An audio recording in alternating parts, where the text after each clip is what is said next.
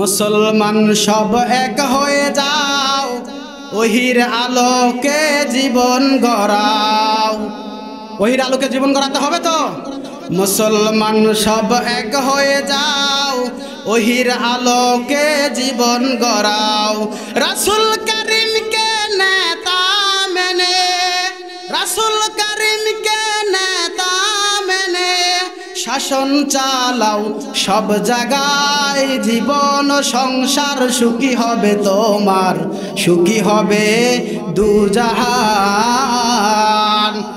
আউযু বিল্লাহি মিনাশ শাইতানির রাজিম। বিসমিল্লাহির রাহমানির রাহিম। আলাম তারা ইলাল্লাযীনা ইয়াজউমুনা আন্নাহুম আমানু বিমা উনজিলা ইলাইকা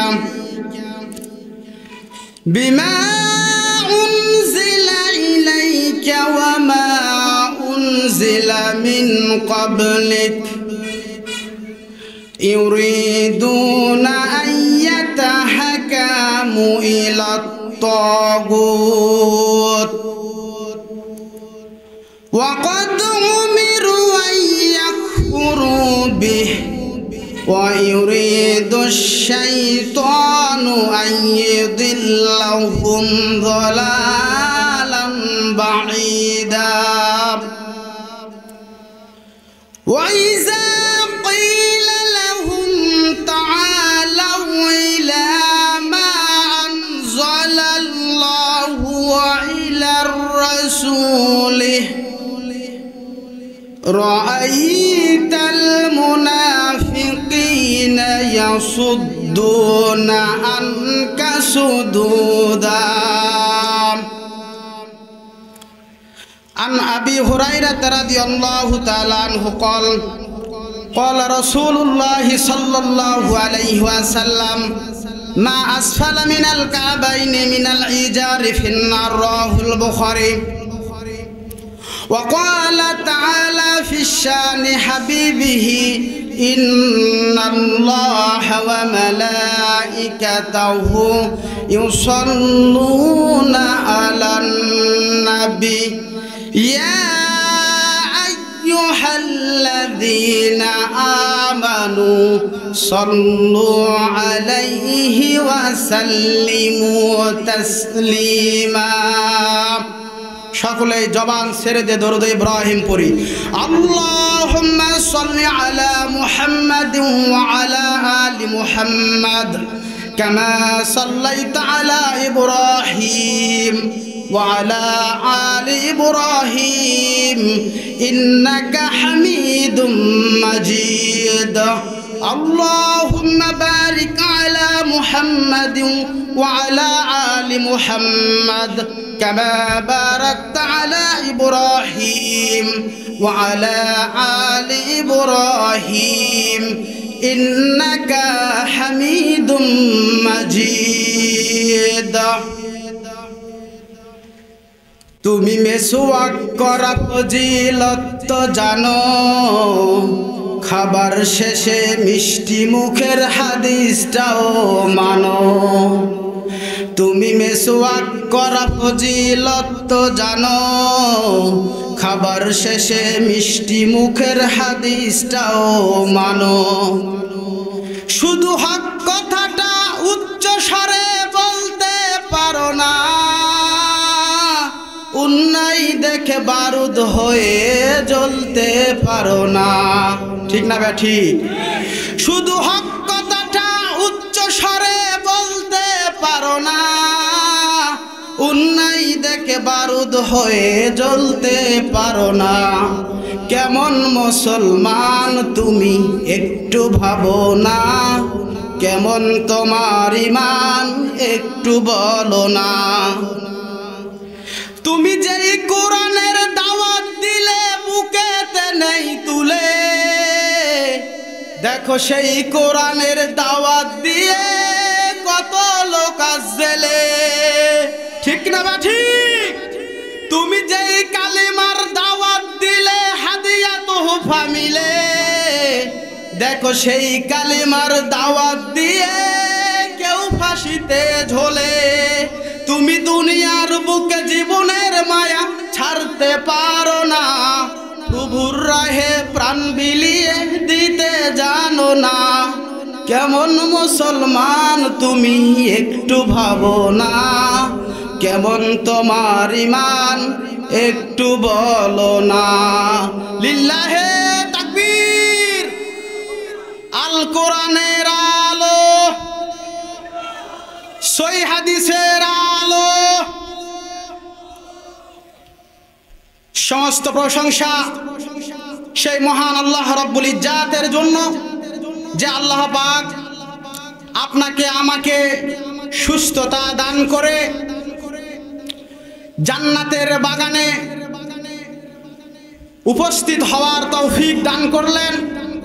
আমরা আমাদের সেই মহান রব, আমাদের প্রতিপালক আল্লাহ রাব্বুল ইজ্জাতের সামনে শুকরগুজার হচ্ছি, বলি আলহামদুলিল্লাহ। মানবতার মুক্তির একমাত্র অগ্রসেনা সেনানায়ক, লাঞ্ছিত, বঞ্চিত, নিপীড়িত, ভাগ্যহারা, অধিকার হারা, ফুটপাতে পড়ে থাকা, জীর্ণ বস্ত্রে ভরা গরিব দুঃখী অসহায় মানুষের পরম হৃদয়ের বন্ধু, এ মহাবিশ্বের সকল মানুষের উত্তম আদর্শ, এ মহাবিশ্বের সকল নবী ও রাসূলের নেতা, সকল মানুষের উত্তম আদর্শ, রাহমাতুল লিল আলামিন, সাইয়্যিদুল মুরসালিন, খাতামুন নবীন, মুহাম্মাদুর রাসূলুল্লাহ সাল্লাল্লাহু আলাইহি ওয়াসাল্লামের শানে দরুদ সালাম বর্ষিত হোক। সম্মানিত উপস্থিতি, আজকের বক্তব্যের বিষয় ইনশাআল্লাহ মুসলিম গুণ নানা মতে যেতে হবে আল্লাহর দ্বীনের পথে। বক্তব্যের শিরোনাম জানায় দেয়, কথা শুনলে বোঝা যাবে ভালো। মুসলিম গুণ নানা মতে যেতে হবে আল্লাহর দ্বীনের পথে, ঠিক কিনা? আল্লাহর দ্বীনের পথে গেলে কোথায় আসতে হবে? আল কোরআনের দিকে। কোথায়?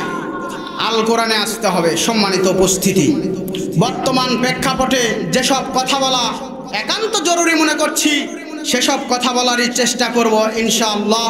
আমা তৌফিকি ইল্লা বিল্লাহ, তাওয়াক্কালতু আলাল্লাহি ওয়া ইলাইহি উনীব।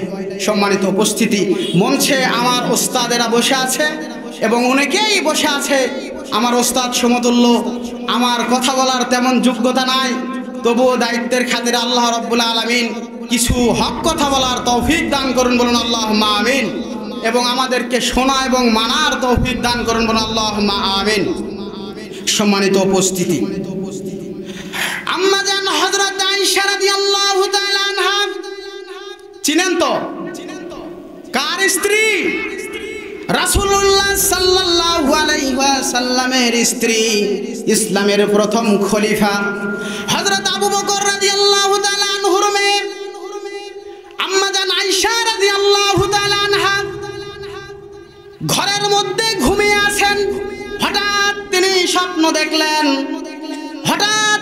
স্বপ্ন দেখলেন, তার ঘরের ভিতরে 3টি চাঁদ এসে গিয়েছে। বলুন সুবহানাল্লাহ। কি এসেছে? 3টি চাঁদ।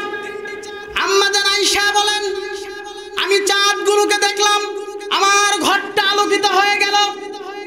হঠাৎ করে এই চাঁদগুলো ধীরে ধীরে তিনি অস্তমিত চলে গেল আর অন্ধকার হয়ে গেল। আমি ভয়ে প্রকম্পিত হয়ে গেলাম। আম্মা জান আয়েশা বলছেন, আমার ভয় হয়ে গেল, ঘরটা অন্ধকার হয়ে গেল। এই স্বপ্ন দেখার পরে আম্মা জান আয়েশার যখন ঘুম ভেঙে গেল, তিনি অনেক চিন্তায় পড়ে গেলেন। তিনি এই স্বপ্নটা তার পিতা হযরত আবু বকর রাদিয়াল্লাহু তাআলা আনহুর কাছে বললেন, বাবা গো, আমি এইরকম একটা স্বপ্ন দেখলাম, এই স্বপ্নের ফলাফল কি হতে পারে? হযরত আবু বকর বলেন, বয়োবৃদ্ধ সাহাবী হযরত আবু বকর রাদিয়াল্লাহু তাআলা আনহু বলছেন, যে ও মা, তুমি যে স্বপ্ন দেখেছো তুমি আর কারো কাছে এই স্বপ্নটা বলো না। আমি তোমার পিতা, যদি কখনো সময় হয় তোমার এই স্বপ্নের ব্যাখ্যা আমি দিয়ে দিব মা, তুমি খবরদার এই স্বপ্ন আর কারো কাছে বলো না। বুঝতে পেরেছেন? ইনশাআল্লাহ এই স্বপ্নের ফলাফল শুনতে রাজি আছেন? কারা কারা রাজি আছেন দুহাত তুলে দেখান। আল্লাহ রাব্বুল আলামিন কবুল করুন। বলুন লিল্লাহি তাকবীর। আল কোরআনের আলো, সহিহ হাদিসের আলো, আমানতু বিল্লাহ, হাত নামান। আলহামদুলিল্লাহ, আলহামদুলিল্লাহ। সম্মানিত উপস্থিতি, কোরআনুল কারীমের আলোচনা কিভাবে শুনতে হবে আল্লাহ পাক বলছেন। সূরা আরাফ আয়াত নাম্বার 204 আল্লাহ পাক বলেন, ওয়াইজা কুরিয়াল কুরআনু ফাসতামিউ লাহু ওয়া আনসিতু লাআল্লাকুম তুরহামুন। আল্লাহু আকবার। আল্লাহ পাক বলেন, যখন তোমাদের সামনে কুরআনুল কারীমের আলোচনা করা হয় তখন তোমরা চুপ করে কান লাগিয়ে মনোযোগ দিয়ে শুনবে। কি করবে? মনোযোগ দিয়ে শুনবে, যাতে করে তোমাদের উপরে আল্লাহ রাব্বুল আলামিনের রহমত নাজিল হয়। সম্মানিত উপস্থিতি, একটু চাপে আসেন। মানুষের জায়গা পিছনে সংকলন হচ্ছে, এই সামনে একটু চাপে আসেন ইনশাআল্লাহ। আল্লাহ রাব্বুল আলামিন বলেন, যদি কেউ মনোযোগ দিয়ে অ্যাটেনশন প্লিজ হয়ে অ্যাক্টিভ হয়ে যদি কুরআনুল কারীমের আলোচনা শুনে আল্লাহ তার উপরে রহমত নাজিল করবেন। আর যদি কেউ জীবনে মেনে নেয়, সামিনা ওয়া আতানা, শুনে এবং জীবনে মেনে নেয়, তাহলে আল্লাহ রাব্বুল আলামিন তার জন্য কি ঘোষণা করেছেন? সূরা ইয়াসিন আয়াত নাম্বার 11 আল্লাহ পাক বলেন, ইন্নামা তুনজিরু মানিত্তাবা'আজ যিকরা ওয়া খাশিয়ার রাহমানা বিল গায়বি ফাবাশশিরহু বিমাগফিরাতিন ওয়া আজরিন কারীম। আল্লাহ পাক বলেন, আপনি কেবল তাদেরকেই সতর্ক করতে পারবেন যারা দয়াময় আল্লাহকে না দেখে জীবনে মেনে নিয়েছে। কি করেছে? দয়াময় আল্লাহকে জীবনে না দেখেই মেনে নিয়েছে এবং তার নির্দেশিত পথে চলার জন্য প্রস্তুত হয়ে গেছে। আল্লাহ বলেন, তাদেরকে সুসংবাদ দিয়ে দাও। কি দিয়ে দাও? সুসংবাদ দিয়ে দাও। ফাবাশশিরহু বিমাগফিরাতিন ওয়া আজরিন কারীম। তাদেরকে বিমাগফিরাতেও আল্লাহ পাক ক্ষমা করে দিবেন। বলুন সুবহানাল্লাহ। আল্লাহ তাদেরকে ক্ষমা করে দিবেন এবং আজরিন কারীম, সম্মানজনক পুরস্কার দান করবেন এবং জান্নাতের ভিতরে দাখিল করে নেবেন। বলুন সুবহানাল্লাহ। শুনলে রহমত পাওয়া যাবে আর মেনে নিলে জীবনে জান্নাত পাওয়া যাবে, এমন সুন্দর কথা আর পৃথিবীতে কি হতে পারে? সম্মানিত উপস্থিতি, এই জন্য যদি কেউ কোরআনের দিক নির্দেশ, কোরআনের পথ, কোরআনের সব কিছু মতবাদ যদি কেউ জীবনে মেনে না নেয়, যদি কেউ শয়তানের পথে চলতে চায়, তাগুতের পথে চলতে চায়, তাহলে তার জন্য কি রয়েছে আল্লাহ পাক এটাও কোরআনুল কারীমের মধ্যে সুন্দর করে আলোচনা করে দিয়েছেন। আল্লাহ রাব্বুল আলামিন বলেন, সূরা আত-তাহা, সূরার নাম কি? তাহা, আয়াত নাম্বার 124। আয়াত নাম্বার 124 আল্লাহ বলেন, ওয়ামান আ'রাদা আন যিকরি ফাইন্না লাহু মাঈশাতান দানকা ওয়া নাহশুরুহু ইয়াওমাল কিয়ামাতি আ'মা। আল্লাহু আকবার। আল্লাহ বলেন, ওয়ামান আ'রাদা আন যিকরি, যদি কোনো ব্যক্তি আমি আল্লাহর দিন থেকে, ধর্ম থেকে, কোরআন থেকে, হাদিস থেকে যদি তার মুখ ফিরিয়ে নেয়, সে যদি মনে করে আমি আল্লাহর পথে চলবো না, এখন শয়তান তাগুতের পথে চলতে থাকবো, তাহলে তার জন্য আল্লাহ বলেন কিয়ামত কিয়ামতের ময়দানে তার জন্য আমি আল্লাহ একটা ব্যবস্থা করেছি, সেটি হলো ওয়া নাহশুরুহু ইয়াউমাল কিয়ামাতি আমা। কিয়ামতের ময়দানে আমি আল্লাহ তাকে অন্ধ অবস্থায় উপস্থিত করব। বলেন নাউজুবিল্লাহ। সম্মানিত উপস্থিতি, কিয়ামতের ময়দানে যদি অন্ধ অবস্থায় ওখানে উপস্থিত হন, তাহলে আপনার আমার চেয়ে আর হতভাগা কেউ থাকবে? তাহলে কি করতে হবে? কোরআনের আইন, আল্লাহর দ্বীনকে মনে প্রাণে জমিনে বাস্তবায়ন করার জন্য মেনে নিতে হবে। বলুন রাজি আছেন? আল্লাহ রাব্বুল আলামিন কবুল করুক। বলুন আল্লাহুম্মা আমিন। যখন কিয়ামতের ময়দানে অন্ধ অবস্থায় উপস্থিত হব, তখন আমরা আল্লাহর কাছে বলবো, ক্বালা রাব্বি লিমা হাশারতানি আমা ওয়া ক্বাদ কুনতু বাসীরা। আল্লাহ রাব্বুল আলামিন বলেন, সেদিন আল্লাহ রাব্বুল আলামিনকে বলবেন, হে আল্লাহ, আমরা তো পৃথিবীর ময়দানে যখন ছিলাম তখন লিওনেল মেসির ফুটবল দেখেছি, সাকিব আল হাসানের ক্রিকেট দেখেছি, নাচ গান, স্ত্রী সন্তান পুত্র জয়প্রহাট বাজার চিরিকল সব কিছু দেখেছিলাম। আল্লাহ আজকে কিয়ামতে কেন আমাদেরকে অন্ধ অবস্থায় উপস্থিত করলেন? এই কথা যখন আল্লাহ রাব্বুল আলামিনের কাছে আমরা বলবো, আল্লাহ পাক সুন্দর করে উত্তরটা সূরা তাহার 126 নম্বর আয়াতে দিয়ে দিয়েছেন। আল্লাহ রাব্বুল আলামিন বলেন, ক্বালা কাযালিকা আতাতকা আয়াতুনা ফানাসিতাহা ওয়া কাযালিকাল ইয়াওমা তুনসা। আল্লাহু আকবার। আল্লাহ বলেন, এমনি ভাবে আমি যখন তুমি পৃথিবীর ময়দানে ছিলে, পৃথিবীর সব কিছু দেখতে পেতে, কিন্তু আমি আল্লাহ রাব্বুল আলামিনের কোরআন কেন পড়ো নাই? তুমি পৃথিবীর সব কিছু পড়েছিলে, হাট করেছো, বাজার করেছো, বিয়ে করেছো, স্ত্রী সন্তান সব কিছু করেছিলে, কিন্তু আমি আল্লাহ রাব্বুল আলামিনের কোরআনকে ভুলে গিয়েছিলে।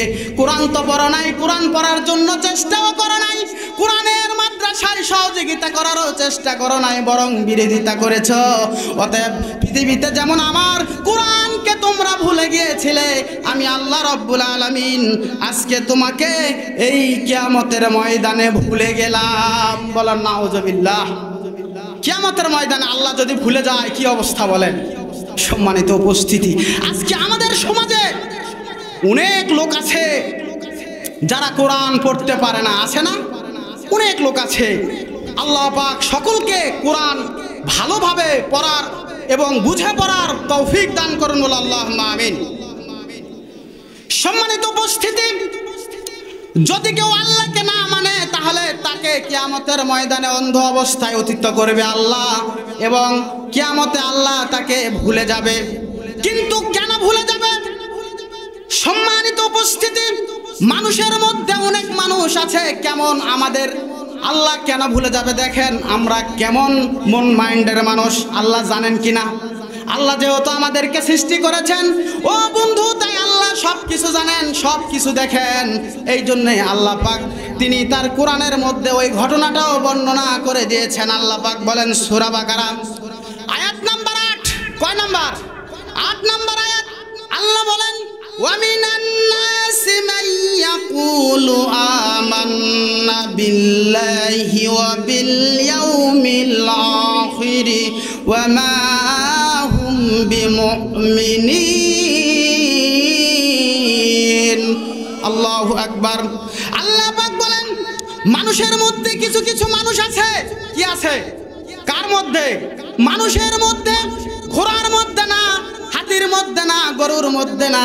আল্লাহ বললেন মানুষের মধ্যে কিছু কিছু মানুষ আছে যারা বলে আমরা পরকালকে বিশ্বাস করি, আখিরাতকে বিশ্বাস করি, দুনিয়ারকে আল্লাহর রাসূল এসেছেন, আল্লাহ এক, আমরা বিশ্বাস করি। কিন্তু আল্লাহ রাব্বুল আলামিন বলছেন অথচ ওই মানুষটা ঈমানদার নয়, ওয়া মা হুম বিমুমিনিন, অথচ সে ঈমানদার নয়। কি নয়? ঈমানদার নয়। বুঝতে হবে কথা। আমরা এখন কালেমা পড়েছি, সালাতও পড়ি, রোজাও রাখি, বড় বড় টুপি মাথায় দেই, বড় দাড়িও আছে, নিজেকে অনেক বড় ইমানদার মুমিন মনে করি, কিন্তু আল্লাহ বলছেন সে ইমানদার নয়। কেন ইমানদার নয়? কেন ইমানদার নয়? আল্লাহ পাক এটাও কোরআনে বলে দিয়েছেন। বলেছেন কিনা? কোরআনে কোনো জিনিসের বর্ণনা, কোনো বিষয়ের ব্যাখ্যা সব আছে, এমন কোনো বিষয় নাই যার ব্যাখ্যা কোরআনে নাই। আল্লাহ পাক বলেন ওয়ামা ফাররাতনা ফিল কিতাবি মিন শাইআ, এমন একখানা কিতাব যার ভিতরে কোনো জিনিসের বর্ণনা আল্লাহ রাব্বুল আলামিন বাকি রাখে নাই। সম্মানিত উপস্থিতি, এই জন্য বলছিলাম যে কেন আল্লাহ আমাদেরকে ভুলে যাবেন? আমরা তো মুসলমান, ইসলাম গ্রহণ করেছি, কিন্তু আল্লাহ ভুলে যাবেন? এই আয়াত আল্লাহ রাব্বুল আলামিন সূরা আন-নিসার 60 নম্বর আয়াতে আল্লাহ পাক বললেন আলাম তারা ইলাল্লাযীনা ইয়াজউমুনা আন্নাহুম আমানু বিমা উনজিলা ইলাইকা ওয়া মা উনজিলা মিন ক্বাবলিক। আল্লাহ বললেন নবী, হে নবী, আপনি কি দেখেন নাই? আলাম তারা ইলাল্লাযীনা, আপনি কি দেখেন নাই ওই সব মানুষদেরকে যারা বলে আমরা ঈমান এনেছি? কি এনেছে? ঈমান এনেছি। তারা বলছে আমরা পূর্ববর্তী যত নবী আছে, যত কিতাব আছে তাদের উপরে ঈমান এনেছি, এবং আপনার উপরে যা নাজিল হয়েছে তার উপরে ঈমান এনেছি। অতএব আল্লাহ পাক বলছেন ইউরিদুনা আইয়াতাহাকামু ইলাত তাগুত। যখন ওই মানুষের সামনে বলা হয় আল্লাহর আইনকে মেনে নাও, কোরআনের আইনকে মেনে নাও, আল্লাহর আইন, কোরআনের আইন দ্বারা জীবন পরিচালনা করো, তখন ওই মানুষটা তখন বলে তাগুতের দিকে, তখন সে চলে যায়। আল্লাহর আইন তখন তাকে আর ভালো লাগে না। কি লাগে না? সম্মানিত বস্তু, কথা বলতে হবে। আল্লাহর আইন কি লাগে না? আল্লাহর আইন ভালো লাগে না। কোথায় যায়? তাগুতের দিকে যায়। তাগুত কি? আল্লাহর বিধান বাদ দিয়ে, আল্লাহর আইন বাদ দিয়ে মানুষের তৈরি করা আইনে যদি কেউ পরিবার, সমাজ, দেশ, রাষ্ট্র চালাতে চায়, সেটাই হচ্ছে তাগুত। ঠিক কি না হুজুর? আল্লাহর আইন ছাড়া যদি অন্য কারো আইনে আপনি পরিচালনা করতে চান, তাহলে সেটা কি? তাগুত। আর তাগুতের পথে চলে আপনি ইমানদার দাবি করতে পারবেন? কখনো পারবেন না। সম্মানিত উপস্থিতি, আল্লাহ রাব্বুল আলামিন বলছেন সূরা মুহাম্মদ আয়াত নাম্বার 9, আল্লাহ রাব্বুল আলামিন বলেন যালিকা বিআন্নাহুম কারিহু মা আনজালাল্লাহু ফাআহবাতা আমালাহুম। আল্লাহ রাব্বুল আলামিন যা নাজিল করেছেন এটা ওই সব মানুষের কাছে পছন্দ হয় না। কি হয় না? আল্লাহ যে আইন দিয়েছেন এটা যাদের কাছে পছন্দ হয় না, আল্লাহর দ্বীনের কথা, আল্লাহর দ্বীনের ধর্মের কথা, আল্লাহর পথে রাস্তায় জিহাদের কথা, আল্লাহর দ্বীন প্রতিষ্ঠার কথা আল্লাহ যেভাবে নির্দেশ দিয়েছেন ওইভাবে যাদের পছন্দ হয় না, আল্লাহ রাব্বুল আলামিন বললেন ওই সব মানুষের আমল পৃথিবীতে যা করবে। অথচ কিন্তু তারা ঈমান এনেছে, ঈমান আনেনি? এনেছে, কিন্তু আল্লাহর পথে সংগ্রাম করে না। ওই সব মানুষ তাদের আমল সমূহ আল্লাহ রাব্বুল আলামিন পুরে সারখার করে দিবেন, নিষ্ফল করে দিবেন, অকর্মঠ করে দিবেন, তাদের আমল কোনো কাজে লাগবে না। বলুন নাউজুবিল্লাহ। সম্মানিত উপস্থিতি, এই সব মানুষ কারা? কারা? কিরামান কাতিবিন রোজ হাসরের দিন, কিরামান কাতিবিন রোজ হাসরের দিন আল্লাহর কাছে যদি করে অভিযোগ, আমরা বলবো দুনিয়ায় ছিলাম বেনামাজি নেতার লোক। কিভাবে ঠিক? কিয়ামতে যদি আল্লাহ আপনাকে জিজ্ঞেস করে বেনামাজি নেতার লোক আপনি উত্তর দিবেন? বিপদে পড়ে যাবেন। কিরামান কাতিবিন রোজ হাসরের দিন, কিরামান কাতিবিন রোজ হাসরের দিন আল্লাহর কাছে যদি করে অভিযোগ, আমরা বলবো দুনিয়ায় ছিলাম গাঁজাখোর নেতার লোক। বলো নাউজুবিল্লাহ। লিল্লাহে তাকবীর। সম্মানিত উপস্থিতি, এলাকায় তো গরু জব হয়েছে ইনশাআল্লাহ নাকি?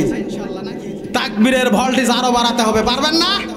জয়পুরহাট শহর থেকে যেন শোনা যায় এখানে আল্লাহর দ্বীনের কথা হচ্ছে, বলুন সুবহানাল্লাহ। সম্মানিত উপস্থিতি, আমি বলছিলাম যে জীবনে কোরআনের আইনকে মেনে নিতে হবে, তাহলে ঈমানদার হতে পারবো।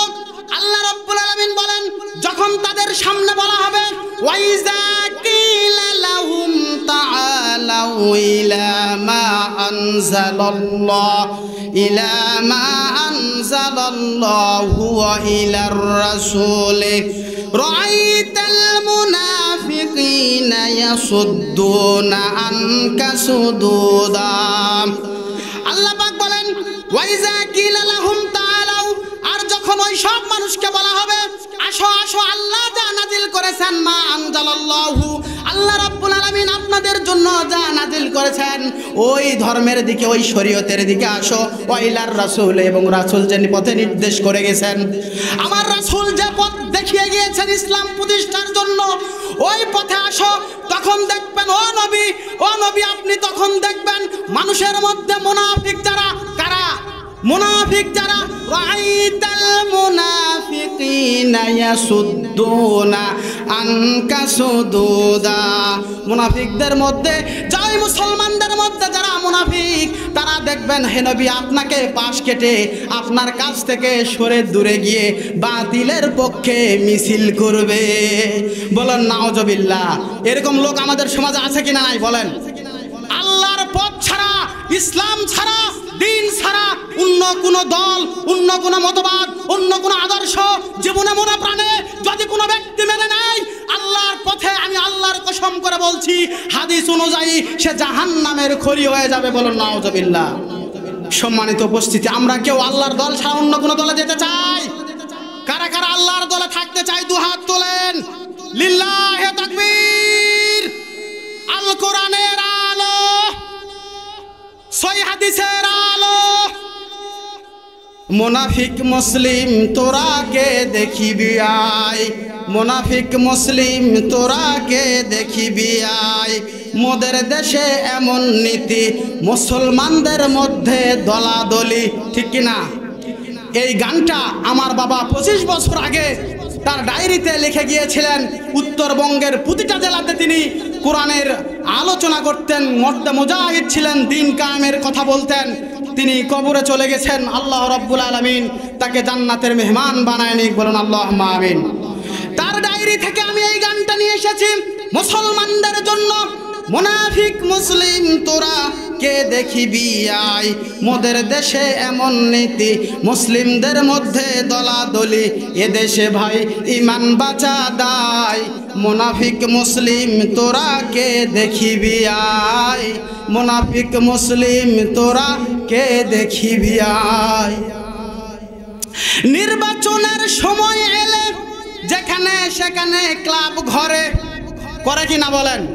নির্বাচনের সময় এলে যেখানে সেখানে ক্লাব ঘরে 2-4 টাকার লোভে ইমান বেচে খায়, মুনাফিক মুসলিম তোরা কে দেখিবি আয়, মুনাফিক মুসলিম তোরা কে দেখিবি আয়।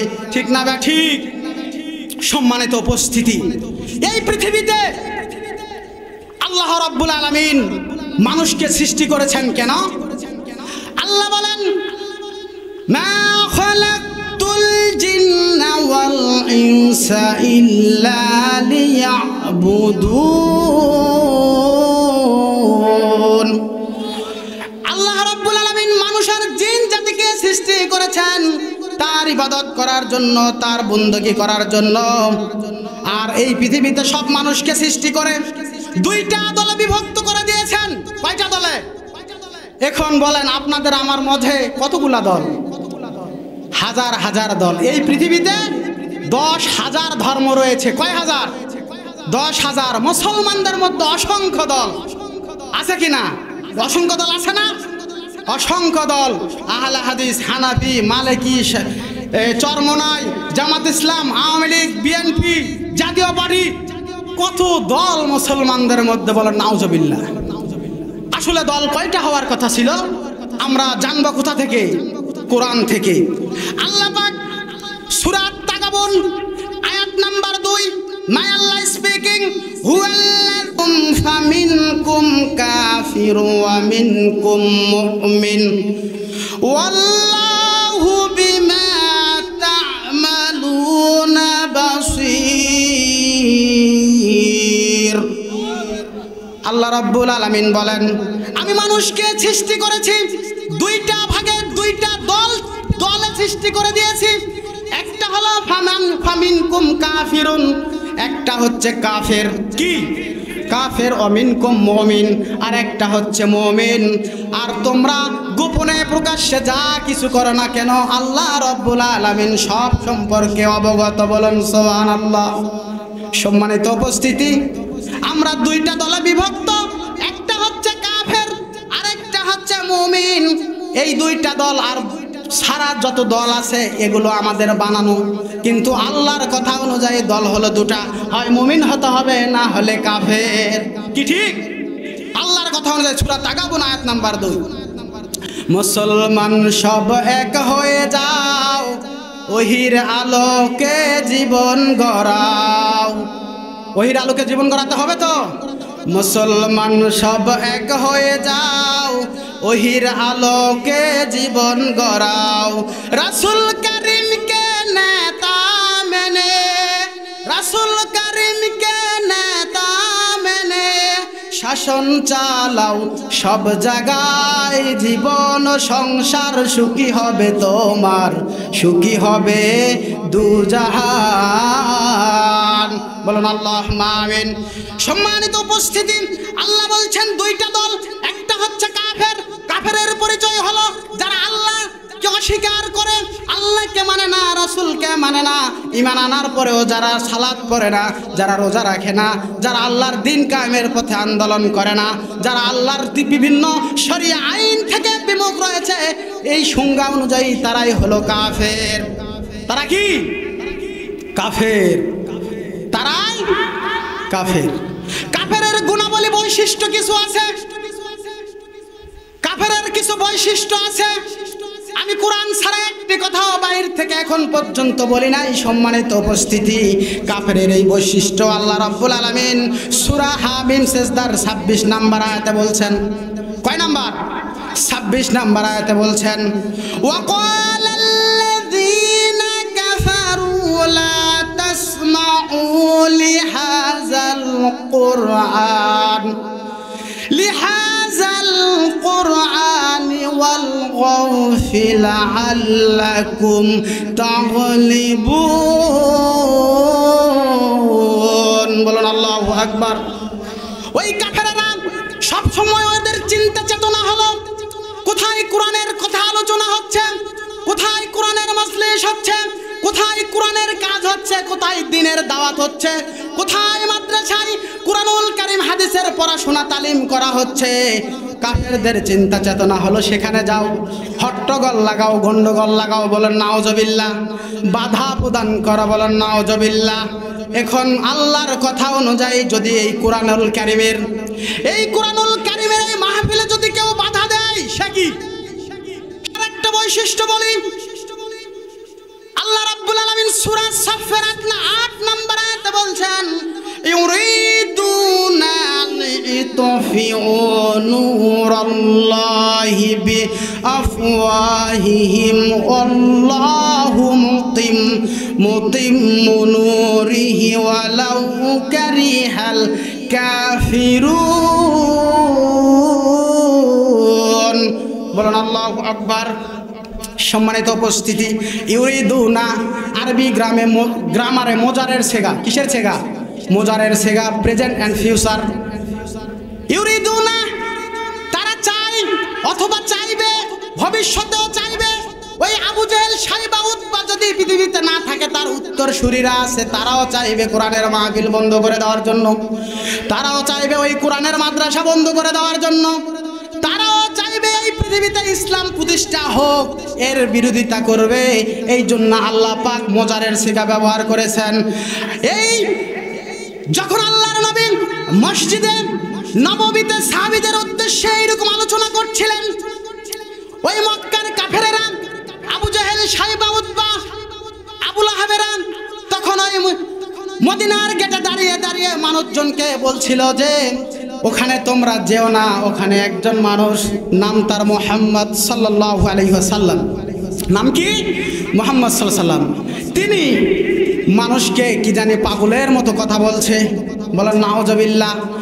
তিনি যা বলছে এগুলো সঠিক না, ওখানে যাও না, গিয়ে তোমার মাথাটাও নষ্ট করো না। মানুষকে যখন নিষেধ করছিল, বাধা প্রদান করছিল, একজন সাহাবী আল্লাহর রাসূলের কাছে এসে যখন ঘটনা বর্ণনা করলেন, নবীজির মুখখানা মলিন হয়ে গেল। কি হয়ে গেল?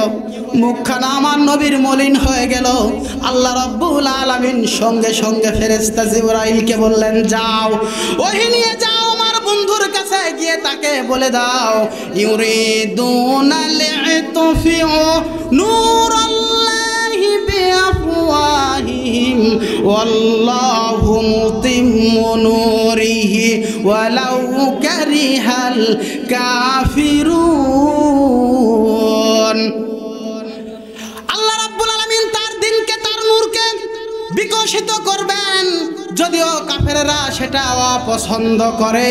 কাফেররা যতই চাক যে আল্লাহর দিনকে আটকিয়ে রাখার জন্য, কিন্তু আল্লাহ বলেন আমি আমার দিনকে কারো না কারো মাধ্যমে হোক, যেভাবেই হোক পৃথিবীতে আমি আল্লাহ ছড়িয়ে দিব। বলুন সুবহানাল্লাহ। কাফেররা পছন্দ করলে আল্লাহর কি আসে যায়? সম্মানিত উপস্থিতি, এই পৃথিবীতে যদি আল্লাহ পাক তার বান্দাকে ছাড়াও অন্য কাউকে যদি খাবার দিতেন, আল্লাহ বলছেন যে এই পৃথিবীর মূল্য তার কাছে মশার ডানা আছে না, মশার ডানার চেয়ে অতি নগণ্য। এই জন্য আল্লাহ মুশরিক কাফের সবাইকে ছাড় দিয়ে দেন। সম্মানিত উপস্থিতি, এগুলো হচ্ছে কাফেরদের বৈশিষ্ট্য। কোরআনের কাছে বাধা দিবে এবং সব সময় কোরআনের বিরোধিতা করবে। এগুলা কার বৈশিষ্ট্য বলেন? কাফেরদের বৈশিষ্ট্য।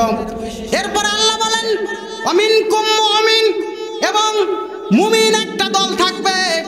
মুমিনরা হচ্ছে আল্লাহ রাব্বুল আলামিনকে মেনে নিবে, রাসূলকে মেনে নিবে। কাকে মেনে নিবে? আল্লাহ এবং তার রাসূলকে মেনে নিবে এবং তাওহীদের পক্ষে, দ্বীনের পক্ষে বলিষ্ঠভাবে কাজ করে যাবে। এরা হচ্ছে মুমিন। আল্লাহ পাক মুমিনদের বৈশিষ্ট্য বলতে গিয়ে তিনি সূরা আনফালের 2 নম্বর আয়াতে আল্লাহ রাব্বুল আলামিন বলছেন, ইন্নামাল মুমিনুনাল্লাযীনা ইযা যুকিরাল্লাহু ওয়াজিলাত কুলুবুহুম ওয়া ইযা তুলিয়াত আলাইহিম আয়াতুহু জাআদাতুহুম ঈমানান ওয়া আলা রাব্বিহিম ইয়াতাওয়াক্কালুন। বলুন আল্লাহু আকবার। মুমিন হচ্ছে তারা যখন তাদের সামনে আল্লাহ রাব্বুল আলামিনের কোরআন থেকে যখন আলোচনা করা হয়, তখন তাদের দিলগুলো নরম হয়ে যায় এবং তখন তারা আল্লাহ রাব্বুল আলামিনের উপরে ভরসা করে।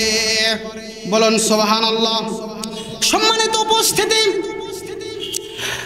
মুমিন হলো সেই রকম মুমিন, যুগে যুগে সাহাবীরা আল্লাহর জন্য যে ইতিহাস তৈরি করে গিয়েছেন, আল্লাহর রাসূলের হাদিস থেকে আমরা যা পেয়েছি।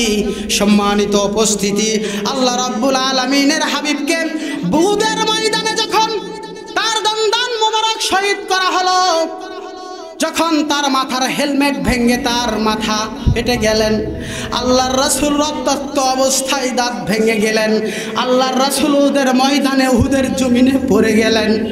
সম্মানিত উপস্থিতি, আল্লাহর রাসূলের যুবক সাহাবী হযরত হানজালা রাদিয়াল্লাহু তাআলা আনহু, হযরত হানজালা রাদিয়াল্লাহু তাআলা আনহু বিয়ে করেছেন বাসর রাত্রি, স্ত্রীর কাছে আছেন। কে যেন বাড়ির পাশ দিয়ে বলে আর যায়, কে যেন বাড়ির পাশ দিয়ে বলে আর যায়, আল্লাহর নবী পৃথিবীতে নাই, আল্লাহর নবী শহীদ হয়ে গিয়েছেন, আল্লাহর নবী আর পৃথিবীতে নাই। তিনি তার স্ত্রীকে বললেন, ওগো আমার প্রাণের স্ত্রী, যেখানে নবীজি শহীদ হয়ে যাচ্ছেন আর আমি হানজালা এই বাসর ঘরে থাকি কেমন করে? ইমানের তাগিদে, ইমানের তেজবাব তেজস্বীকতায় হযরত হানজালা রাদিয়াল্লাহু তাআলা আনহু তরবারি তরবারি নিয়ে ছুটে চলে গেলেন উহুদের ময়দানে। উহুদের ময়দানে গিয়ে যখন অনেক কাফেরকে জাহান্নামে পাঠিয়ে দিয়ে নিজেও শহীদ হয়ে গেলেন। আল্লাহর রাসূল যখন উহুদের ময়দানের যুদ্ধ শেষ হয়ে গেল, 70 জন সাহাবী উহুদের ময়দানে শহীদ হয়েছিলেন। কয়জন? 70 জন সাহাবী উহুদের ময়দানে শহীদ হয়ে গিয়েছিলেন। সম্মানিত উপস্থিতি, উহুদের ময়দানে যখন 70 জন সাহাবীর জানাজা পড়তে যাবেন, আল্লাহর রাসূল তিনি গুনলেন, দেখলেন একজন সাহাবী নাই। হযরতে হানজালার স্ত্রী এসেছেন, ইয়া রাসূলুল্লাহ, আমার স্বামীকে যেন গোসল দেওয়া হয়, শহীদদেরকে তো গোসল দেওয়া হয় না। তার কারণ শহীদরা যখন কিয়ামতের ময়দানে আল্লাহ রাব্বুল আলামিনের দরবারে উঠবেন, আল্লাহ রাব্বুল আলামিন জিজ্ঞেস করবেন, তোমরা কারা? শহীদরা বলবে, ওগো আল্লাহ, আমরা পৃথিবীর ময়দানে দিন কায়েমের জন্য কাফেরদের সাথে লড়াই হয়ে আমরা তাদের আঘাতে জর্জরিত হয়ে শাহাদাত বরণ করেছি। ওই ক্ষত চিহ্নের দাগগুলো নিয়ে, ওই রক্তাক্ত মাখা জামা কাপড় নিয়ে আজকে তোমার দরবারে আমি উপস্থিত হয়েছি। আল্লাহ রাব্বুল আলামিন বলবেন, শহীদরে, মা বাপের মোহাব্বত, সন্তানের মোহাব্বত, স্ত্রীর মোহাব্বত কিছুই তোমার কলিজায় জায়গা লাগে নাই, আমাকেই বেশি মোহাব্বত করেছ। সুতরাং আজকে শহীদ, তোমার কোনো বিচার করব না, হিসাব নিব না, বিনা বিচারে বিনা হিসাবে তুমি আমার জান্নাতে চলে যাও। বলুন সুবহানাল্লাহ। হযরত হানজালা স্ত্রী এসে বলেন, ইয়া রাসূলুল্লাহ, আমার স্বামীকে যেন গোসল করানো হয়। আল্লাহর রাসূল হযরত হানজালার গোসলের নির্দেশ দিতে যাবেন, দেখেন হযরত হানজালার লাশটা নাই। আল্লাহর রাসূলকে জিবরাইল আলাইহিস সালাম এসে জানিয়ে দিলেন, ইয়া রাসূলুল্লাহ, হানজালার শাহাদাতে আল্লাহ রাব্বুল আলামিন এত খুশি হয়েছেন, দুনিয়ার কোনো সাধারণ পানি নাই, হাউজে কাউসারের পানি আর আল্লাহর তৈরি রহমতের ফেরেশতা দ্বারা হানজালার গোসলের বন্দোবস্ত আল্লাহ আসমানে করে রেখেছেন। বলুন সুবহানাল্লাহ, সুবহানাল্লাহ বিহামদিহি।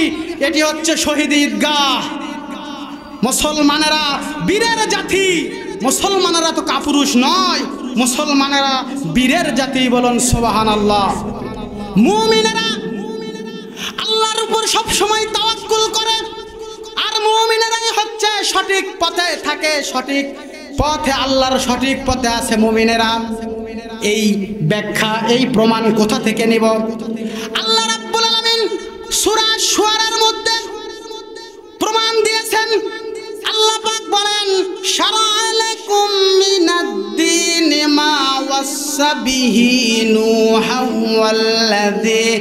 ওয়াল্লাযী আওহাইনা ইলাইকা ওয়া মা ওয়াসাইনা বিহি ইব্রাহিমা ওয়া মূসা ওয়া ঈসা আন আকিমুদ-দীন ওয়া লা তাতাফাররাকু ফিহি। বলুন সুবহানাল্লাহ।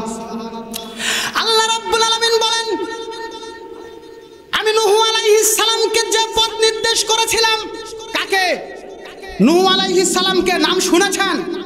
আমি নূহ আলাইহিস সালামকে যে পথ নির্দেশ করেছিলাম, হে নবী, আমি তোমাকে সেই পথের উপরেই প্রতিষ্ঠিত করেছি, নির্দেশ দিয়েছি ওই পথের উপরে থাকার জন্য, যেই পথে গিয়েছেন হযরত ইব্রাহিম আলাইহিস সালাম, হযরত মূসা আলাইহিস সালাম, হযরত ঈসা আলাইহিস সালাম এই পথের উপরে প্রতিষ্ঠিত ছিলেন। আমি আল্লাহ রাব্বুল আলামিন তোমাকে সেই পথে দিয়েছি। বলুন সুবহানাল্লাহ। ওয়ালা তাতাফাররাকু ফি আন আকিমুদ্দিন, আর তোমরা এই পথের উপরে এই দিনকেই প্রতিষ্ঠিত করবে, আর তোমরা দলে দলে বিভক্ত হবে না। দলে দলে বিভক্ত হওয়া যাবে না। সম্মানিত উপস্থিতি, আল্লাহ পাক বলছেন দিন প্রতিষ্ঠা করবে। এই দিন, যেই দিন প্রতিষ্ঠা করেছিল নূহ আলাইহিস সালাম, ইব্রাহিম আলাইহিস সালাম, মূসা আলাইহিস সালাম, ঈসা আলাইহিস সালাম, আমাদের প্রিয় নবী মুহাম্মদ সাল্লাল্লাহু আলাইহি সাল্লাম, আর সেই দিন প্রতিষ্ঠা করার জন্য আল্লাহ রাব্বুল আলামিন পৃথিবীর সব মুমিন মুসলমানকে দায়িত্ব দিয়েছেন। বলুন সুবহানাল্লাহ। দায়িত্ব শুধু সভাপতি সাহেবের, শুধু বক্তার, শুধু এই করিমনগর এলাকার আলেমদের? করিমনগরের এলাকার পুরা পৃথিবীর সব মুসলমানদেরকে আল্লাহ পাক দায়িত্ব দিয়েছেন। বলুন ঠিক কিনা? প্রমাণ সূরা ইমরান। আল্লাহ বলেন ওয়ালতাকুম মিনকুম উম্মাতুন ইয়াদউনা ইলাল খায়রি ওয়া ইয়া'মুরুনা বিল মা'রুফি ওয়া ইয়ানহাউনা আনিল মুনকার ওয়া উলাইকা হুমুল মুফলিহুন। আল্লাহ পাক বলেন পৃথিবীতে এমন একটা দল থাকবে, এমন একটা জাতি থাকবে যারা সৎ কাজের আদেশ দিবে, অসৎ কাজের নিষেধ প্রদান করবে। আর আল্লাহ বলেন ওই দলটাই হলো সফল কাম। বলেন সুবহানাল্লাহ। দিন কায়েমের পথে যুগে যুগে টিকে থাকতে হবে। অন্য পথে অন্য মতে কোথাও গেলে নাজাত পাওয়া যাবে না। সম্মানিত উপস্থিতি, আন হারিস আল আশআরী রাদিয়াল্লাহু তাআলা আনহু থেকে বর্ণিত, তিনি বলেন রাসূলুল্লাহ সাল্লাল্লাহু আলাইহি ওয়াসাল্লাম বলেছেন। কে বলেছেন? রাসূলুল্লাহ সাল্লাল্লাহু আলাইহি সাল্লাম বলেছেন মুসলমানদেরকে 5টি জিনিসের উপরে নির্দেশ দিয়েছেন। তার মধ্যে একটি হচ্ছে বিল জামাত, জামাতবদ্ধ জীবন যাপন করতে হবে। জামাত ছাড়া অন্য কোনো পথে, ইসলামী দল ছাড়া অন্য কোনো পথে জীবন যাপন করা যাবে না। একটা দলে জামাতবদ্ধ হয়ে সকল মুসলমানকে জীবন ধারণ করতে হবে। রাজি আছেন? কারা কারা রাজি আছেন? দু হাত তোলেন। আমাদের মধ্যে হাজারো দল মত পার্থক্য আছে। আল্লাহ যেন সব দল মত পার্থক্য থেকে আমাদেরকে পরিত্রাণ দিয়ে পৃথিবীর সব মুসলমানকে একই দিন কায়েমের প্ল্যাটফর্মে কবুল করুন। বলুন আল্লাহুম্মা আমিন। সকলেই বলি আল্লাহুম্মা আমিন। সম্মানিত উপস্থিতি, আল্লাহ রাসূল বললেন যে জামাতবদ্ধ জীবন যাপন করতে হবে। যদি কোনো ব্যক্তি জামাত থেকে, ইসলামী শাসকের জামাত থেকে যদি 1 বিঘত পরিমাণ সরে যায়, আল্লাহর রাসূল বললেন তার ঘর থেকে ইসলাম দূরে সরে যাবে, ইসলাম পড়ে যাবে, মানে সে ইসলাম থেকে বের হয়ে যাবে। আল্লাহর রাসূল বললেন যদি কোনো ব্যক্তি ইসলামের দলে ছাড়া, আল্লাহর দলে ছাড়া, কোরআনের আহ্বানে ছাড়া অন্য কোনো দলে, অন্য কোনো মতাদর্শে, অন্য কোনো পথে যদি মানুষকে ডাকে, সে ফাহুয়া জাহান্নাম, জাহান্নামের খড়ি হয়ে যাবে। বলুন নাউজুবিল্লাহ। আল্লাহ রাসূল বললেন, সাহাবীরা জিজ্ঞেস করল ইয়া রাসূলুল্লাহ আও সামা ওয়া সাল্লাম, তারা তো রোজা রাখে, তারা তো সালাত আদায় করে, আন্নাহু জামা মুসলিম, তারা তো মুসলমান, তারা কি রোজা রাখে, সালাত আদায় করে, তারা তো মুসলমান, তাহলে কি তারাও ওই দিন কায়েমের পথ থেকে তারাও কি জাহান্নামের খড়ি হয়ে যাবে? আল্লাহর রাসূল বললেন অবশ্যই তারাও জাহান্নামের খড়ি হয়ে যাবে। বলুন নাউজুবিল্লাহ। বুঝতে পেরেছেন হাদিস? তাহলে আমাদেরকে কি করতে হবে? জাহান্নামের এই আগুন থেকে বাঁচতে হলে, আল্লাহর এই আগুন থেকে বাঁচতে হলে আমাদেরকে আল্লাহর দ্বীনের কাজ করতে হবে। রাজি আছেন? বলেন ইনশাআল্লাহ।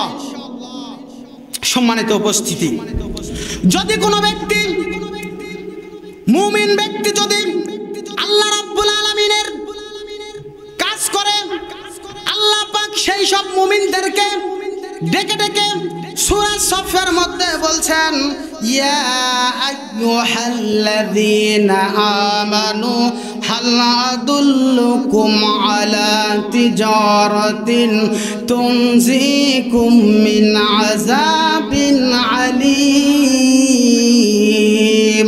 বলুন আল্লাহু আকবার।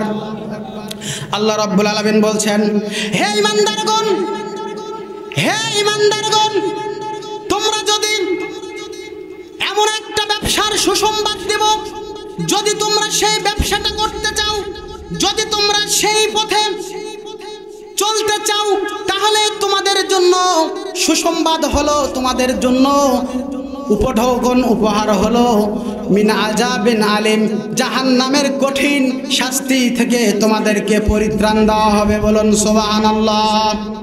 কি করতে হবে?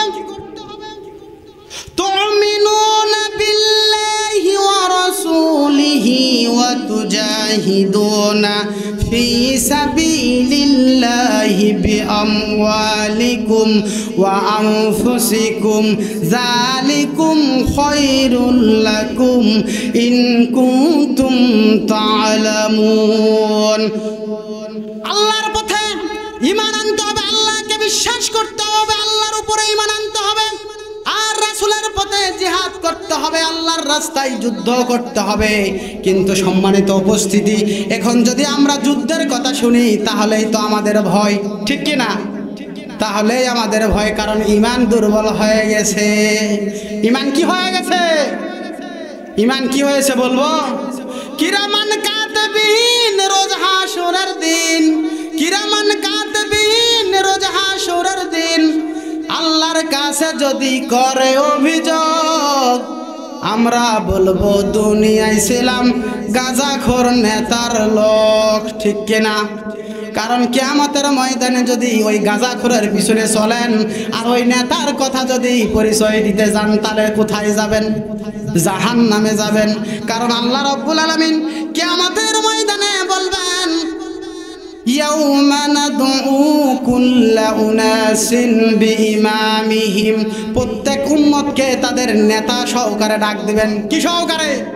নেতা, আগে নেতাকে ডাক দিবেন। তোমার নেতা কে ছিল? অমুক নেতার তো খুব বড়াই দেখাতে, কারোর সাথে কিছু হলে বলে আমাকে চেনো, আমি অমুক নেতার লোক, খুব হ্যারাম। দুনিয়াতে নেতার বড়াই করো, কিয়ামতে ওই নেতার পরিচয়টা দিও। যদি না দিতে পারো তাহলে কিন্তু ওই জাহান্নামের ফেরেশতারা বলবে, আয় বেটা আয়, খুব বড়াই করছিলি পৃথিবীতে, আয় তোর হাতে পায়ে বেরি লাগিয়ে শিকল লাগিয়ে তোকে জাহান্নামে সিস্টে নিয়ে যাবে। বলেন নাউজুবিল্লাহ। আমরা কি এমন কোন পৃথিবীর আল্লাহর আইন ছাড়া, রাসূলের আইন ছাড়া অন্য কোন নেতার পিছনে থাকতে রাজি আছি? না, আমাদের নেতাকে মুহাম্মাদুর রাসূলুল্লাহ সাল্লাল্লাহু আলাইহি ওয়াসাল্লাম এবং তার ওয়ারিস যারা আছে পৃথিবীতে, যারা দিন কায়েমের আন্দোলনে আপনাকে আমাকে ডাকে, তারাই হলো প্রকৃত ইসলামী নেতা। বলুন ঠিক কিনা? আপনাদের মাঝে আর কি বলবো, সময় তো সংক্ষিপ্ত হয়ে গেল, একটু হৃদয়কে নাড়া দিয়ে যাই। মুতার যুদ্ধে কাফের সৈন্যরা 1 লাখ, মুসলমানরা মাত্র 3000। আল্লাহর রাসূল বললেন, এই জিহাদের ময়দানে সেনাপতির দায়িত্ব পালন করবে তার পালক পুত্র যায়েদ বিন হারেসা। 2 নম্বরে সেনাপতির দায়িত্ব পালন করবে জাফর বিন আবি তালিব। 3 নম্বরে সেনাপতির দায়িত্ব পালন করবে আব্দুল্লাহ বিন রাওহা। কোথায় তুমি দাঁড়িয়ে গেলে সাহাবীরা? হযরত যায়েদ বললেন, ইয়া রাসূলুল্লাহ, আপনি আমার পালক পিতা, আপনি শুনেছেন, আমার মা হযরত আয়েশা ঘরে বসে শুনেছেন, আমার কারো কাছে যাওয়ারও দরকার নাই, আর বলারও দরকার নাই।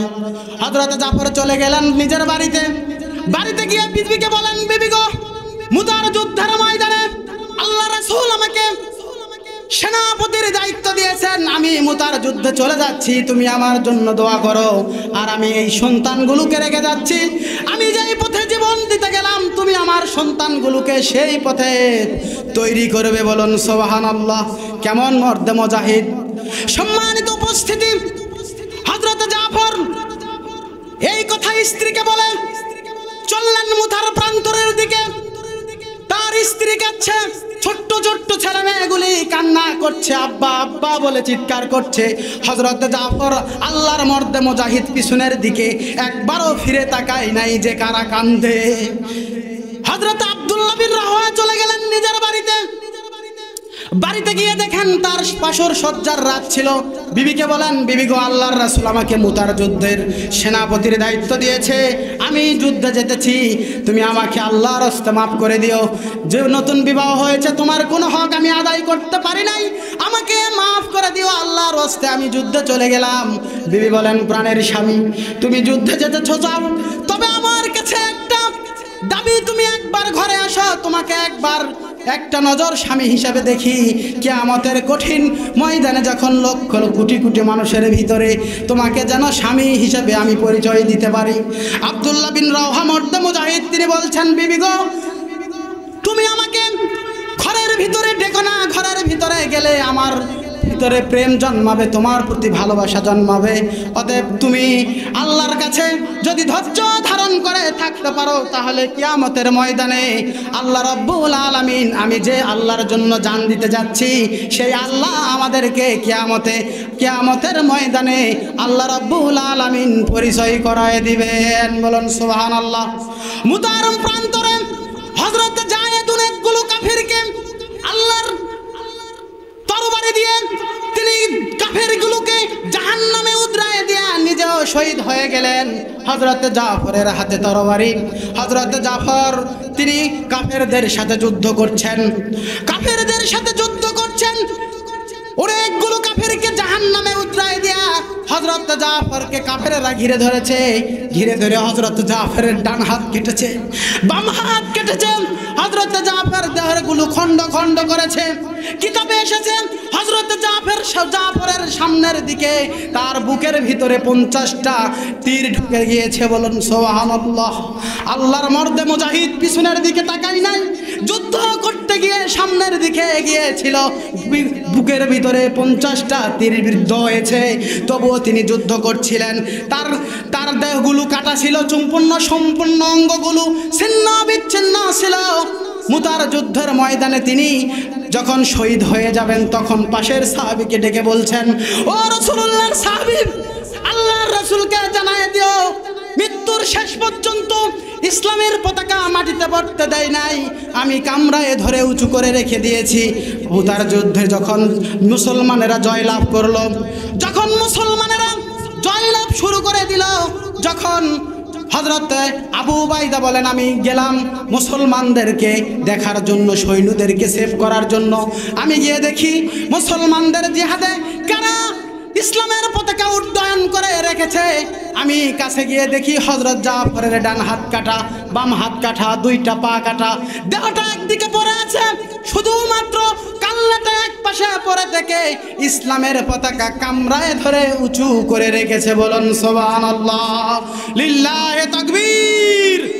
আল কোরআনের আলো, সহিহ হাদিসের আলো, দিন ইসলাম।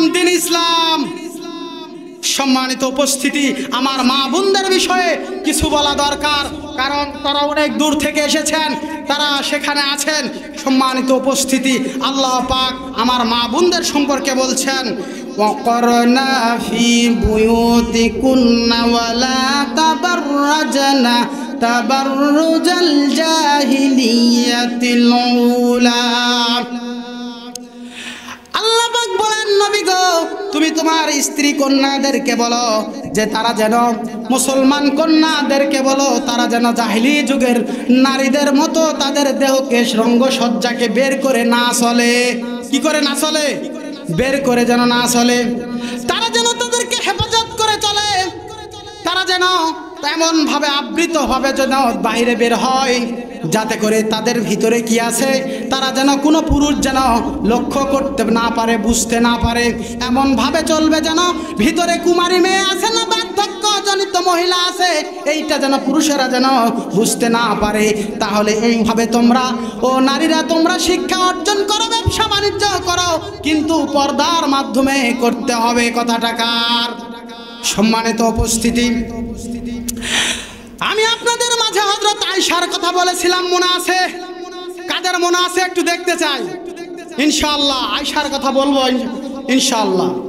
সম্মানিত উপস্থিতি, ইসলামের একজন মা হযরত খাদিজাতুল কুবরা রাদিয়াল্লাহু তাআলা আনহা, তিনি ছিলেন আল্লাহর রাসূলের সবচেয়ে কষ্টের সঙ্গিনী। আল্লাহর রাসূলের স্ত্রী 40 বছরের বার্ধক্য মহিলা, 25 বছরের যুবক রাসূলুল্লাহর সাথে বিবাহ হয়েছেন। আল্লাহর রাসূল দিন কায়েমের কাজ করেছেন। হযরত খাদিজা সব সময় তাকে সাপোর্ট দিয়েছেন, সব সময় তাকে উৎসাহ প্রেরণা দিয়েছেন। এবং হযরত খাদিজা সেই যুগের মদিনার সবচেয়ে বেশি সম্পদশালী মহিলা ছিল। মা গো, ওই খাদিজা রাদিয়াল্লাহু তাআলা আনহা তার সমস্ত সম্পদ দিন কায়েমের জন্য আল্লাহর রাসূলের পায়ে ওয়াকফ করে দিয়েছেন। বলুন সুবহানাল্লাহ। সম্মানিত উপস্থিতি, হযরত খাদিজাতুল কুবরা রাদিয়াল্লাহু তাআলা আনহা তিনি আল্লাহর রাসূল যখন তার উপরে কোরআনে কারীম নাজিল হয় ওই হেরা পর্বতের গুহায় আল্লাহর নবীর স্ত্রী খাদিজা প্রতিদিন সেখানে নিজে ওই পাহাড়ে বহন করে করে তিনি নিজে খাবার রাসূলকে পৌঁছে দিয়েছেন। বলুন সুবহানাল্লাহ। আল্লাহ রাসূলের স্ত্রী খাবার পৌঁছে দিয়ে রাসূলের কাছে বসে আছেন। হযরত জিবরাইল আল্লাহর রাসূলকে বললেন, ইয়া রাসূলুল্লাহ, আমি দেখতে পাচ্ছি খাদিজা রাদিয়াল্লাহু তাআলা আনহা এখানে আসতেছে আপনার জন্য খাবার নিয়ে। আল্লাহ আপনার স্ত্রী খাদিজা রাদিয়াল্লাহু তাআলা আনহাকে সালাম দিয়েছেন। বলুন সুবহানাল্লাহ। হযরত জিবরাইল বললেন, খাদিজা আসলে বলে দিবেন, ইয়া রাসূলুল্লাহ, আল্লাহ তাকে সালাম জানিয়েছে। বলুন সুবহানাল্লাহ। চিন্তা করেছেন পৃথিবীর একমাত্র মহিলা যাকে আল্লাহ সালাম দিয়েছেন। বলুন সুবহানাল্লাহ। হযরত খাদিজা আসলেন, আল্লাহর রাসূল বললেন, খাদিজা তোমাকে আল্লাহ রাব্বুল আলামিন সালাম দিয়েছে। হযরত খাদিজা বললেন, ইয়া রাসূলুল্লাহ, আল্লাহর সালামের জবাব কেমনে দিব আমার জানা নাই, আপনি আল্লাহ আমার পক্ষ থেকে আল্লাহর সালামের জবাব দিয়ে দিন। বলুন সুবহানাল্লাহ। আল্লাহর রাসূল দিনের কাজ করে করে যখন ঘরে আসতেন একটা ডাক দেওয়ার সঙ্গে সঙ্গে হযরত খাদিজা দরজা খুলে দিতেন। আল্লাহর রাসূল বললেন, খাদিজা রে, তুমি কি ঘুমাও না? তোমার কি ঘুম নাই? তোমাকে ডাক দেওয়ার সঙ্গে সঙ্গে দরজা খুলে দাও।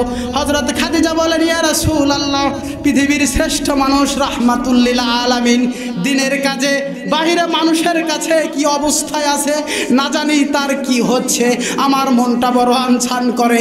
আর তিনি দিনের দাওয়াত দিয়ে এসে দরজা এসে ডাকাডাকি করবে, খাদিজা খাদিজা, আমি ডাকাডাকি করব, খাদিজা ঘুমে থাকবে, আল্লাহর রাসূলের সাথে বেয়াদবি হয়ে যাবে। এই ভয়তে আমি খাদিজা সব সময় এই দরজার পাশে পিঠ লাগায়া লাগায়া ঘুমাই। বলুন সুবহানাল্লাহ।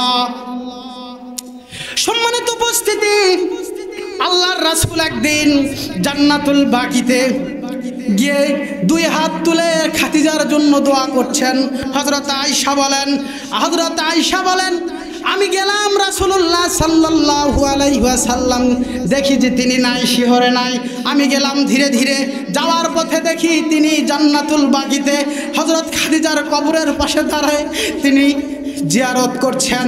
তিনি বলছেন, আল্লাহর রাসূল বলছেন, আয় আল্লাহ, যেদিন কিয়ামতের ময়দানে পিতা তার পুত্রকে চিনবে না, স্বামী তার স্ত্রীকে চিনবে না, যেদিন কেউ কাউকে পরিচয় দিবে না, আয় আল্লাহ, সেই কিয়ামতের কঠিন ময়দানে আমি রাসূল যেন খাদিজারে ভুলে না যাই। এই দোয়া করছিলেন। হযরত খাদিজা পরে আল্লাহর রাসূলকে বললেন, ইয়া রাসূলুল্লাহ, 40 বছরের বার্ধক্য এক মহিলাকে বিয়ে করেছিলে, আমরা তো কুমারী মহিলা, আমরা তো ছোট বয়স্কা মহিলা, আমাদের মতো সুন্দরী স্ত্রী রেখে খাদিজাকে তুমি কেন এত মনে করো? আল্লাহর রাসূল বললেন, আয়েশা, হাদিসে এসেছে তার চোখ মুখ গরম হয়ে গেল। আল্লাহর রাসূল বললেন, আয়েশা, তুমি খাদিজা সম্পর্কে আর একটা কথা বলো না, তুমি ছিলে আমার সুখের দিনের স্ত্রী, আর খাদিজা রাদিয়াল্লাহু তাআলা আনহা ছিল আমার দুঃখের দিনের স্ত্রী। বলুন সুবহানাল্লাহ। যেদিন মক্কায় আমার চাচা আমাকে মারত, আমার চাচা আমার বিরোধিতা করত, আমার বংশের লোক আমাকে বিরোধিতা করত, সেই দিন এই খাদিজা আমাকে আশ্রয় দিয়েছে, আমাকে স্নেহ করেছে, আদর করেছে, আমাকে ইসলাম প্রচারে উৎসাহ প্রেরণা দিয়েছে। বলুন সুবহানাল্লাহ। ওই যে প্রথম বলেছিলাম, হযরত আয়েশা রাদিয়াল্লাহু তাআলা আনহা স্বপ্নে দেখেছিলেন 3টা চাঁদ তার ঘরের ভিতরে। কয়টা? 3টা। আল্লাহর রাসূল ইন্তেকাল করলেন আয়েশা রাদিয়াল্লাহু তাআলা আনহার ঘরের ভিতরে। ইন্তেকাল করার পরে 3 দিন চলে গেল, রাসূলের কবর কোথায় দেওয়া হবে? কে রাসূলের পরে আমিরুল মুমিনিন, কে ইসলামের খলিফার দায়িত্ব গ্রহণ করবে? হযরত আবু বকর রাদিয়াল্লাহু তাআলা আনহু ইসলামের খলিফার দায়িত্ব বায়াত নিলেন। হযরত আবু বকর বললেন, অনেক কল্পনার পরে অনেক ইতিহাস, অনেক হাদিস, লম্বা কথা আমি সংক্ষেপে শেষ করে দিব।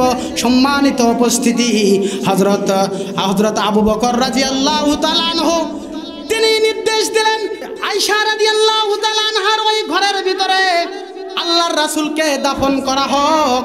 আল্লাহর রাসূলকে দাফন করা হলো, সেই ঘরের ভিতরে আল্লাহর রাসূলকে দাফন করা হলো। আজকেও যারা হাজী সাহেবেরা মক্কা মদিনায় গিয়েছেন দেখেছেন, মা বাইনাল কবরি ওয়া মিম্বারে রাউদাতুম মিন রিয়াজিল জান্নাহ। আল্লাহর রাসূল বললেন, ওই যে মসজিদে নববীর মিম্বর, আর এই যে আমার কবর, এই জায়গাটা রিয়াজুল জান্নাহ। বলুন সুবহানাল্লাহ, সুবহানাল্লাহ বিহামদিহি। সম্মানিত উপস্থিতি, ওই ঘরের ভিতরে আল্লাহর রাসূলকে কবর দেওয়া হলো এবং তারপরে হযরত আবু বকর তার মেয়ে আয়েশাকে ডেকে বলছেন, ও আমার মেয়ে আয়েশা, তুই যে তুমি স্বপ্ন দেখেছিলে, তোমার কি স্বপ্নের কথা মনে আছে? হযরত আয়েশা বললেন, আব্বা আমার মনে আছে স্বপ্নের কথা। হযরত আবু বকর বললেন, আয়েশা গো, ওই যে তুমি স্বপ্নের কথা বলেছিলে, তোমার ঘরে 3টা চাঁদ দেখা গিয়েছিল, তারপরে চাঁদগুলো অস্তমিত হয়ে গেল।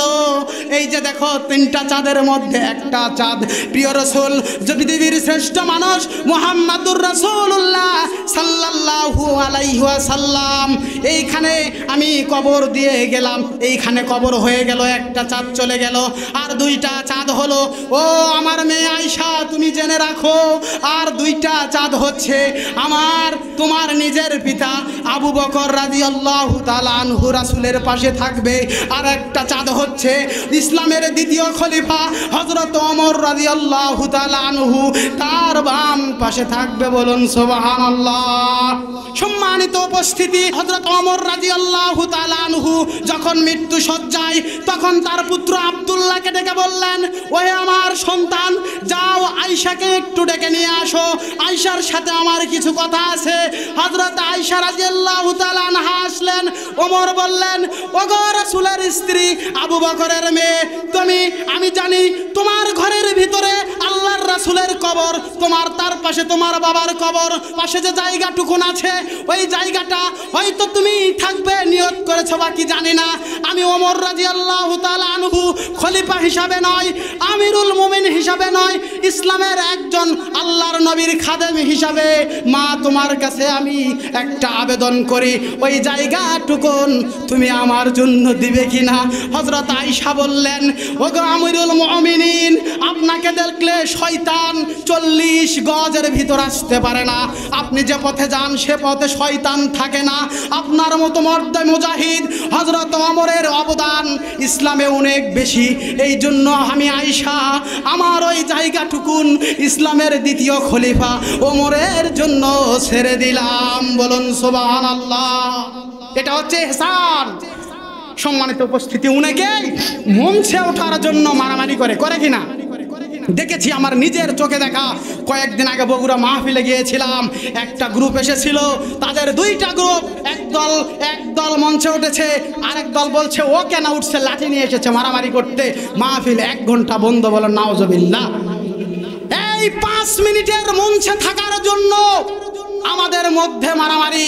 আর রাসূলের পাশে কবর হবে নিজের স্বামী, তার পাশে আছে নিজের পিতা, পৃথিবীর শ্রেষ্ঠ মানুষের মধ্যে একজন, যার আমলনামা এক পাল্লায় রাখলে আর পৃথিবীর সব মানুষের আমলনামা এক পাল্লায় রাখলে আবু বকর রাদিয়াল্লাহু তাআলা আনহুর আমলনামা ভারী হয়ে যাবে।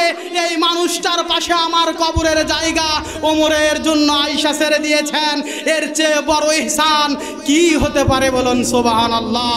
আল্লাহ রাব্বুল আলামিন আমাদেরকে দ্বীনের পথে কবুল করুন, আল্লাহুম্মা আমিন।